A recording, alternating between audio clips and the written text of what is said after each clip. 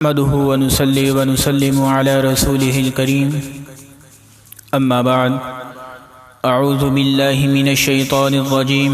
بسم الله الرحمن الرحيم إن الحسنات يذهبن السيئات صدق الله مولانا العظيم إن الله وملائكته يصلون على النبي يا أيها الذين آمنوا صلوا عليه وسلموا تسليما درود پاک پڑھ لیں الصلاة والسلام عليك يا رسول الله وعلى آلك وأصحابك يا حبيب الله.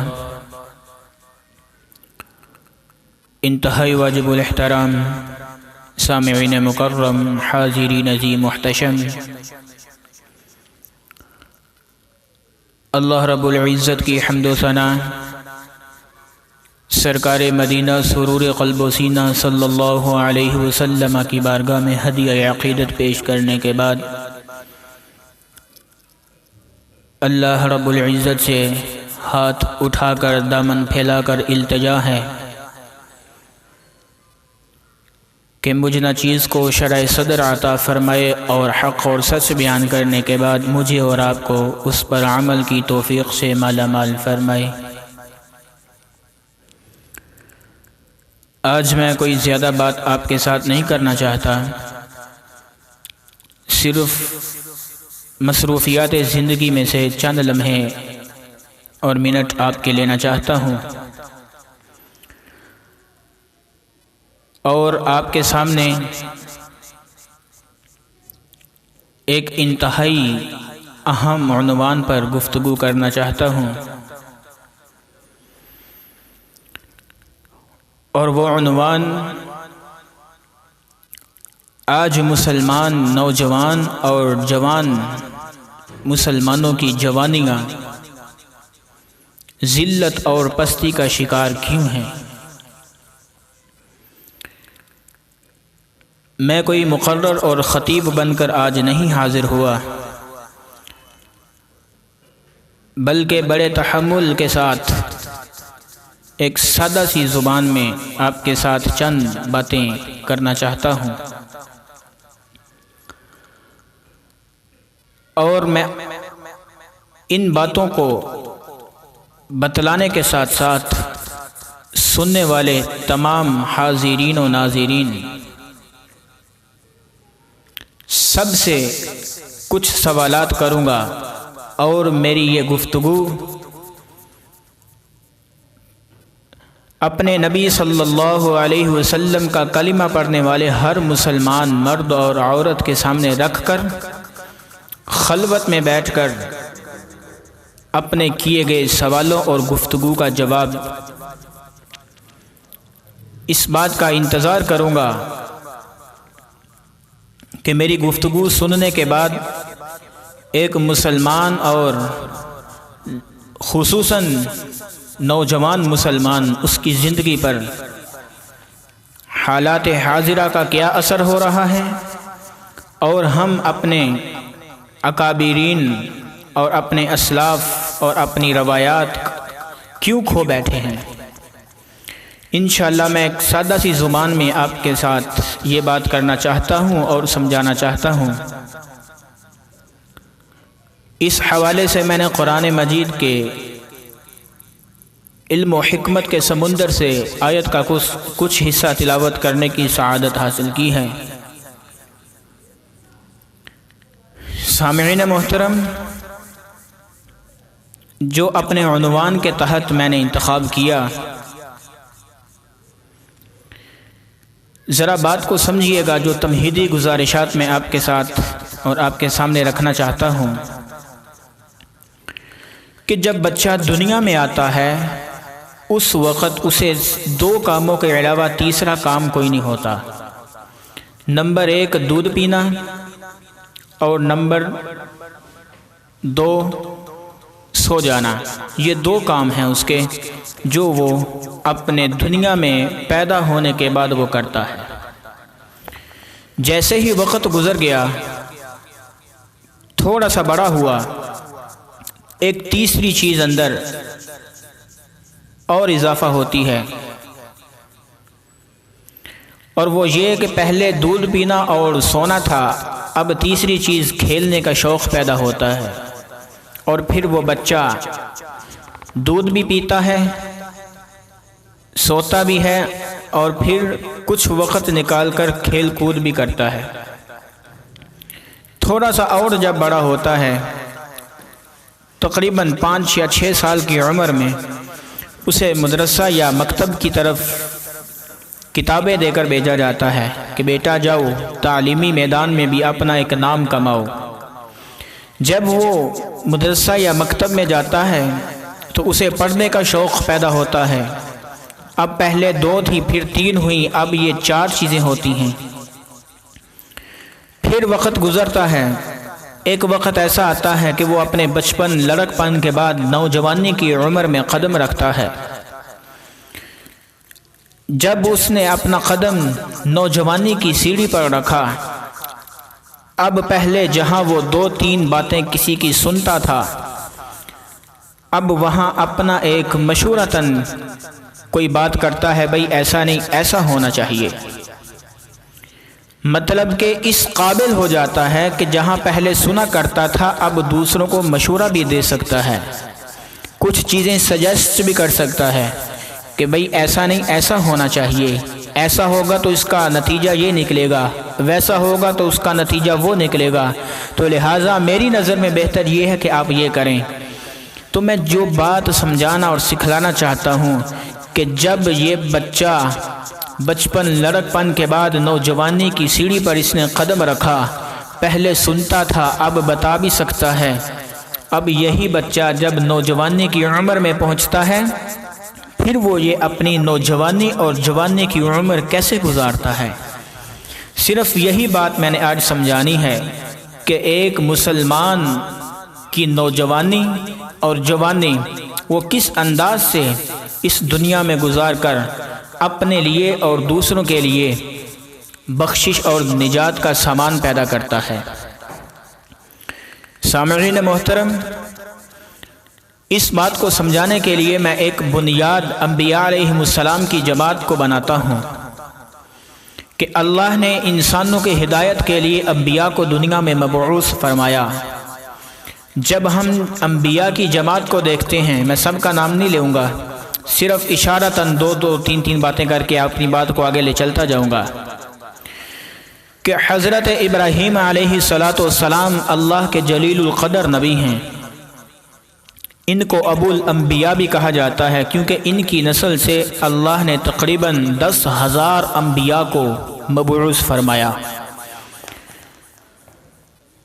تو حضرت ابراہیم علیہ السلام کی جوانی ہم دیکھتے ہیں کن کاموں میں گزری، توحید کا پرچار کرتے ہوئے گزری۔ اگر میں ان کی تاریخ پر نظر دہراؤں اور قرآن مجید کی آیات مقدسہ ان کی شان پر پڑھنا شروع کروں تو وقت سارا حضرت ابراہیم کی شان کو بیان کرتے ہوئے گزر جائے، لیکن صرف اشارتاً باتیں کرتا ہوا آگے بڑھوں گا کہ حضرت ابراہیم علیہ السلام کے زمانے میں دعوی خدائی پیش کرنے والا ایک نمرود بادشاہ جس کا حضرت ابراہیم علیہ السلام کے ساتھ سامنا ہوا، تو حضرت ابراہیم علیہ السلام نے اس کے سامنے دعوت توحید کو پیش کیا۔ جس وقت حضرت ابراہیم نے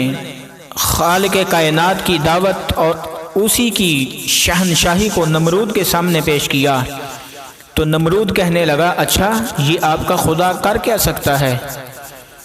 تو حضرت ابراہیم نے فرمایا، میرا خدا زندگی بھی دیتا ہے، موت بھی دیتا ہے۔ نمرود نے سنا تو کہنے لگا، اچھا یہ کام تو میں بھی کر لوں گا، یہ کون سا مشکل کام ہے؟ چنانچہ نمرود نے کیا کیا، اس نے ایک بندے کو پھانسی اور موت کی سزا سنائی ہوئی تھی اور اپنے چیلوں سے کہنے لگا، اپنے ایجنٹوں سے کہنے لگا، اس بندے کو جس کو پھانسی اور موت کی سزا سنائی جا چکی ہے اسے رہا کر دو۔ لہٰذا اس کی موت تھی، اب میں اس کو آزاد کر دوں گا تو وہ موت سے بچ جائے گا، لہٰذا اس نے اس رہائی کو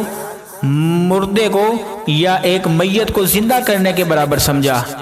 اور ایک بے گناہ کو پھانسی کے پھندے پہ لٹکا دینا اس کو وہ موت کے برابر سمجھ رہا ہے، اور رہا کرنے کو وہ زندگی دینے کے برابر سمجھ رہا ہے۔ تو حضرت ابراہیم علیہ السلام نے جب یہ منظر دیکھا تو فرمایا یا تو تیرے پاس عقل نہیں ہے، یا عقل ہے تو تجھے استعمال کرنے کا نہیں پتہ۔ اب حضرت ابراہیم نے ایک نئے انداز سے نمرود کے سامنے دعوت توحید پیش فرمائی۔ فرمایا اچھا یہ کام تو نے کر لیا، میرا اللہ بھی کرتا ہے، بالکل کرتا ہے، ایک اور کام کرو۔ قرآن کہتا ہے ان اللہ یأتی بالشمس من المشرق۔ حضرت ابراہیم نے فرمایا اچھا میرا خدا مشرق سے سورج کو طلوع فرماتا ہے، اگر تو بھی اپنی خدائی میں سچا ہے نا تو فأتی بہا من المغرب، تو مغرب سے نکال کے دکھا۔ جب اس نے یہ سنا تو قرآن کہتا ہے فبہت الذی کفر، وہ لاجواب ہو گیا۔ چنانچہ پھر حضرت ابراہیم علیہ السلام کی زندگی مبارک میں اور نمرود کے ہوتے ہوئے نمرود کے ایجنٹوں اور چیلوں کا ایک میلہ لگا، تو ان ایجنٹوں اور چیلوں نے حضرت ابراہیم کو بھی دعوت دی کہ آپ بھی ہمارے ساتھ چلیے۔ جب وہ دعوت میلہ حضرت ابراہیم کی خدمت میں پیش کرنے کے لیے آئے تو حضرت ابراہیم نے فرمایا نہیں میری طبیعت ٹھیک نہیں ہے، آپ لوگ جاؤ۔ جب وہ گئے تو حضرت ابراہیم نے ان کے سارے بتوں کو توڑ دیا۔ میں نے پہلے ذکر کیا یہ واقعات لمبے ہیں۔ چنانچہ بالآخر جب وہ واپس آئے بتوں کو ٹوٹا ہوا دیکھا، حضرت ابراہیم کو پھر بلایا اور کہنے لگے یہ کس نے کیا؟ حضرت ابراہیم نے فرمایا مجھ سے کیا پوچھتے ہو، ان سے پوچھو۔ تو میں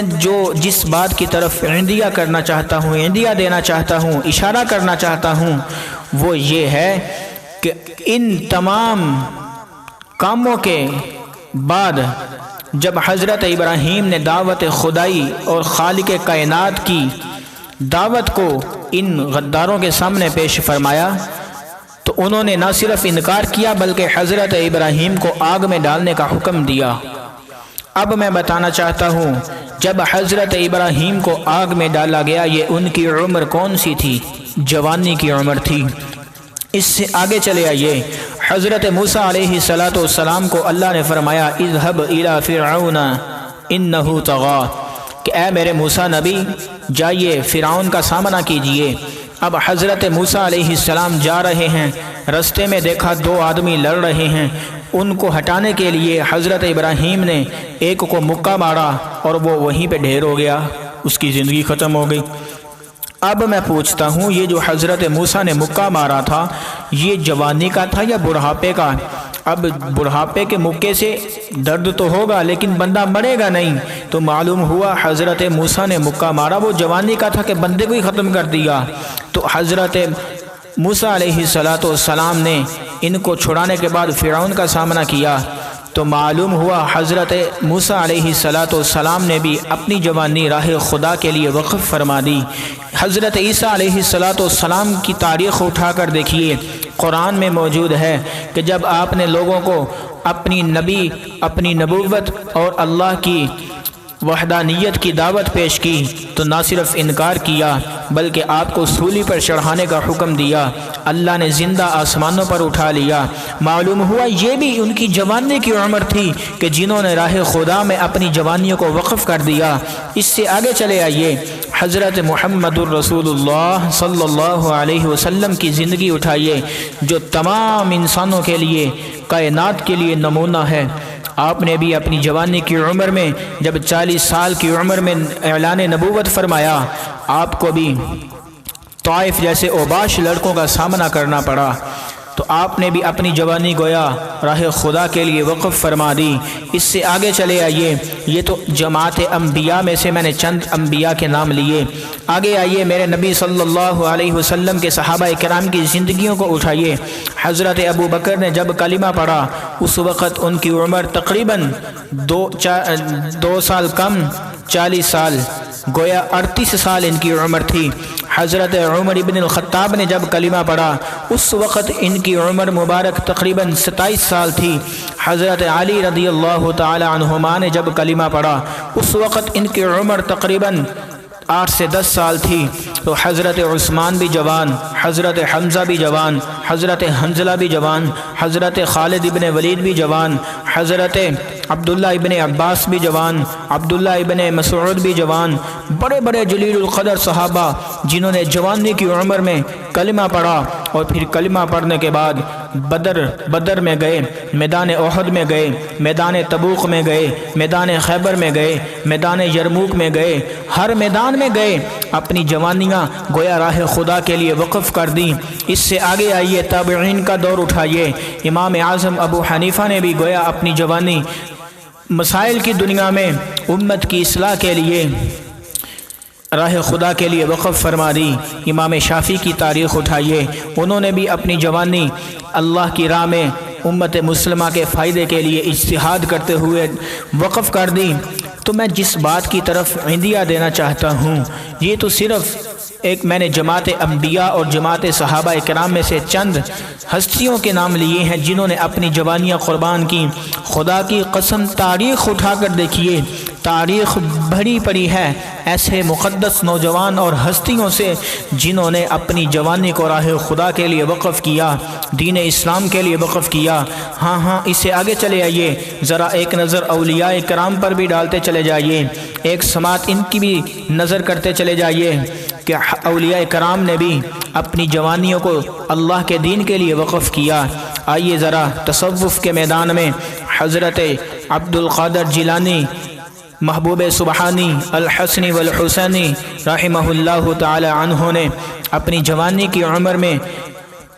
آپ بہت بڑے شیخ بن چکے تھے۔ خواجہ میر عالم رحمہ اللہ جوانی کی عمر میں بہت بڑے شیخ بن چکے تھے۔ حضرت خواجہ قطب الدین بختیار کاکی رحمہ اللہ اپنی جوانی کی عمر میں بہت بڑے شیخ بن چکے تھے۔ حضرت شمس الدین التمش ہندوستان کا بادشاہ، جس نے ساری زندگی ہوش سنبھالنے کے بعد ماں بہن بیٹی کے علاوہ کسی کو نہیں دیکھا، جوانی کی عمر میں بہت بڑے بادشاہوں کے پیر بن چکے تھے۔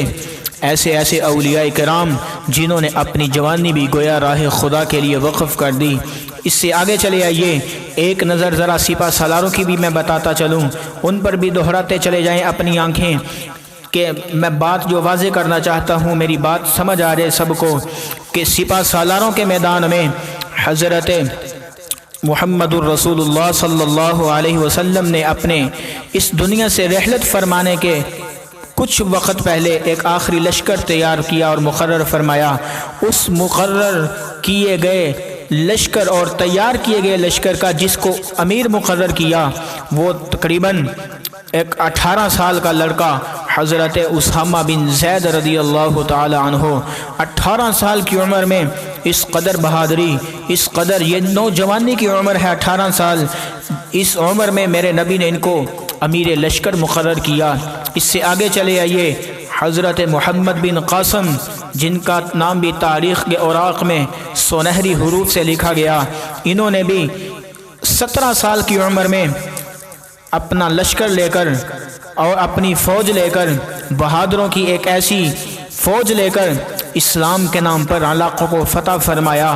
گویا ان بچوں نے بھی اپنی نوجوانی کی عمر کو راہ خدا کے لیے وقف کیا۔ اس سے آگے آئیے ذرا، یہ تو سپہ سالاروں کے بچے ہیں، ذرا آگے آئیے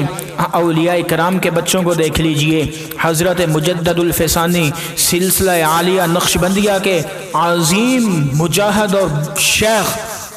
جنہوں نے اکبر بادشاہ سے ٹکر لے کر حق کا پرچار فرمایا، ان کے 12 سالہ بیٹے نے اپنے باپ مجدد الفسانی سے سلسلہ عالیہ نقشبندیہ کی خلافت کو سنبھالا۔ پھر اس سے آگے چلے آئیے، حضرت امام شافعی رحمہ اللہ کے حالات اٹھا کر دیکھیے، انہوں نے 12 سے 13 سال کی عمر میں درس قرآن دینا شروع فرما دیا۔ تو یہ میں چھوٹے بچوں کے واقعات اور باتیں اس لیے کر رہا ہوں کہ ان بچوں نے اپنی نوجوانیوں کو ضائع نہیں کیا بلکہ راہ خدا میں وقف کیا۔ اور آج اگر ہم دیکھیں ان بچوں کو اور آج کے بچوں کو ان دونوں میں باہمی ربط پیدا کریں تو خدا کی قسم کہیں ایک جگہ بھی جا کر ان کا ربط ملتا ہوا نظر نہیں آتا۔ ادھر بچے 12 سال کی عمر میں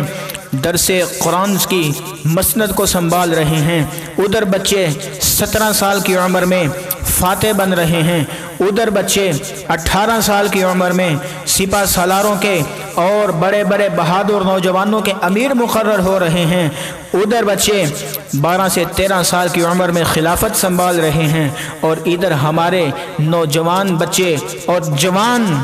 اپنی عمریں ویلنٹائن ڈے منانے میں گزار رہے ہیں۔ میں کیسے دونوں میں ربط پیدا کروں؟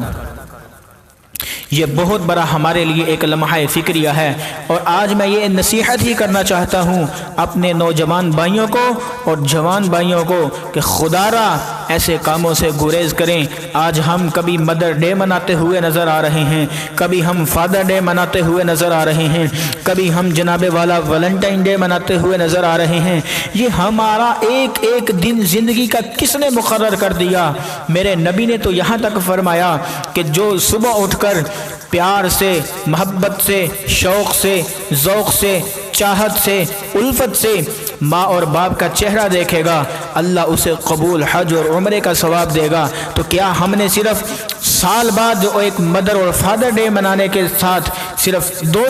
دن ماں باپ کا دیدار کرنا ہے؟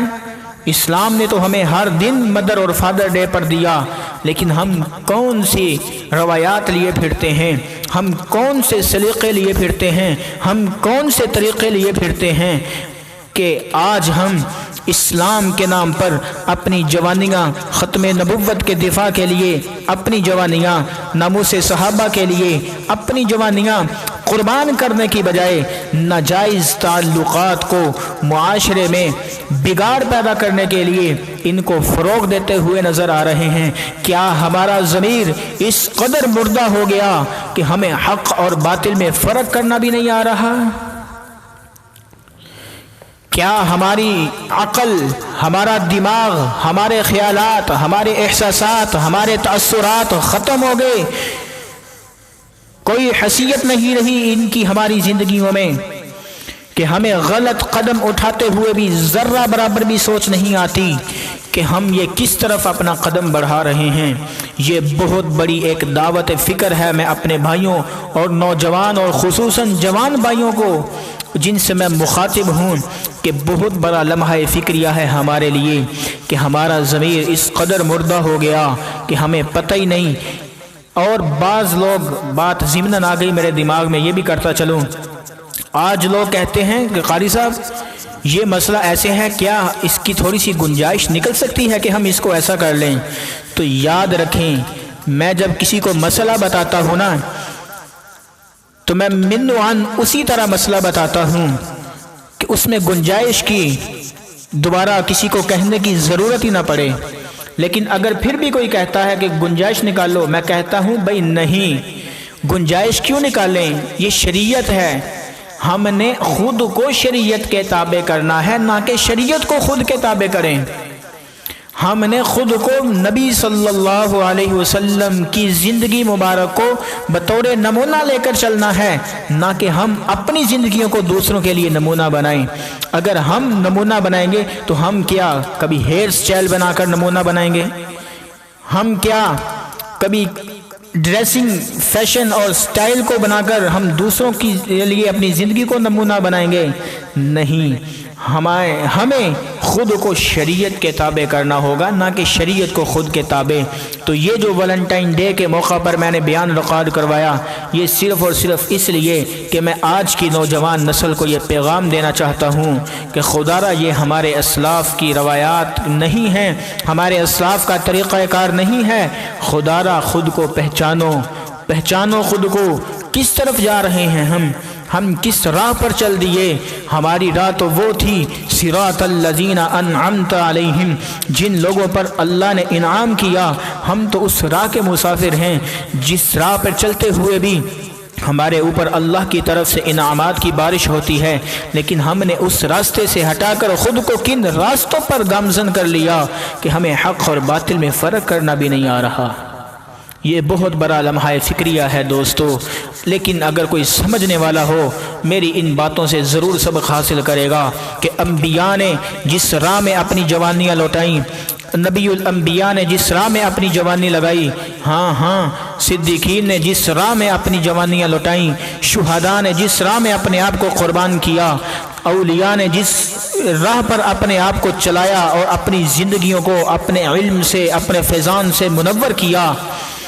کیا سب کے سب نعوذ باللہ غلط ہیں؟ صرف ہم ہی صحیح ہیں جو خود شریعت کے تابع نہیں بلکہ شریعت کو اپنے تابع کر رہے ہیں؟ یہ بہت بڑا لمحہ فکریہ ہے ہمارے لیے دوستو۔ اگر ہم کہیں کہ نعوذ باللہ یہ سب غلط تھے تو پھر بات سوچیں ذرا یہ کہاں تک جاتی ہے۔ ہم اولیاء کو غلط کہیں، صدیقین کو غلط کہیں، شہداء کو غلط کہیں، پھر انبیاء کو بھی غلط کہیں، اور پھر نعوذ باللہ نبی الانبیاء کو بھی غلط کہیں، کیا ہماری ذات ان مقدس ہستیوں سے زیادہ عزیز ہے؟ کیا ہماری جان ان ہستیوں سے زیادہ عزیز ہے جنہوں نے نبی کے ساتھ میدان بدر میں شرکت فرمائی، جنہوں نے نبی کے ساتھ میدان احد میں شرکت فرمائی، جنہوں نے نبی کے ساتھ میدان خیبر میں شرکت فرمائی، جنہوں نے نبی کے ساتھ میدان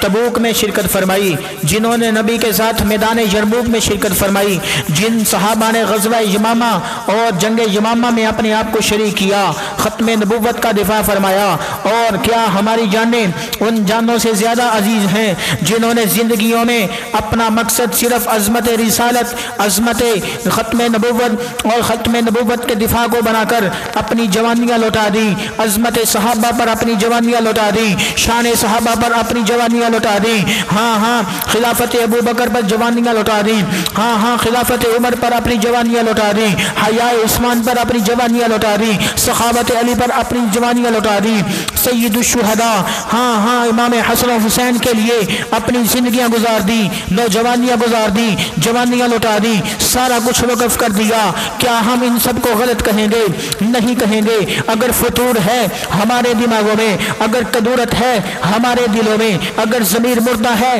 ہمارے ضمیر مردہ ہیں، ہم ان سب کو غلط نہیں کہہ سکتے، کیونکہ انہوں نے اپنی زندگیاں گزارنے کے لیے اللہ اور اس کے رسول کی راہ کو منتخب فرما کے اپنے آپ کو ان راستوں پر چلایا جن پر اللہ نے انعام کیا۔ اگر ہم ان کو غلط کہیں گے تو پھر سوچیں ذرا یہ بات کہاں تک جائے گی؟ سوچنے کی بات ہے۔ لیکن باہر کیف آخر میں یہی کہوں گا کہ یہ ہمارے لیے بہت بڑا لمحہ فکریہ ہے دوستو۔ ہمیں سوچنا ہوگا کہ ہم نے کس راہ پر چلنا ہے۔ اگر ہماری راہ انعمت علیہم کی راہ ہے تو پھر ہمیں ان کاموں کو پس پشت ڈال کر اپنے آپ کو سنت رسول صلی اللہ علیہ وسلم کے تابع بناتے ہوئے، شریعت محمدی کے تابع بناتے ہوئے اپنی زندگیوں کو گزارنا پڑے گا۔ اللہ تعالیٰ مجھے بھی اور آپ کو بھی دین اسلام کی، شریعت محمدی کی صحیح سمجھ نصیب فرمائے، آمین۔ وآخر دعوانا ان الحمد للہ رب العالمین۔